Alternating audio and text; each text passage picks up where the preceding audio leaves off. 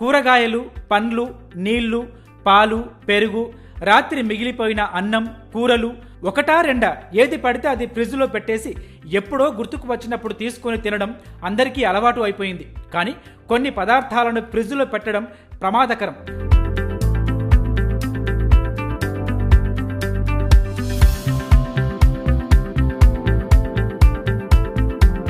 సాధారణంగా పండ్లకు తేమ వాతావరణం, తక్కువ ఉష్ణోగ్రతలు అవసరం లేదు. అవి పొడి వాతావరణంలోనూ పాడవకుండా ఉంటాయి.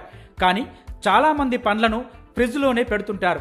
ఇలా పెడితే వాటిలో ఉండే నీటి శాతం, రుచి, పోషకాలు తగ్గిపోతాయి. మామిడి, అరటి వంటి పండ్లలో ఎంజైమ్స్ నశిస్తాయి. ఆకుకూరల్ని కూడా ఎక్కువ రోజులు ఫ్రిడ్జ్లో నిల్వ చేయకూడదు. బంగాళదుంపలు, టమాటాలు, మునక్కాయలు, దోసకాయలు, ఉల్లిపాయలు, వెల్లుల్లి వంటి వాటిని కూడా ఫ్రిడ్జ్లో పెట్టకూడదు. బ్రెడ్ని ఫ్రిడ్జ్లో పెడితే తేమ తగిలి ఫంగస్ తయారవుతుంది. అది ఆరోగ్యానికి మంచిది కాదు. అందుకే అవసరమైతే తప్ప ఆహార పదార్థాలను ఫ్రిడ్జ్లో పెట్టకూడదు.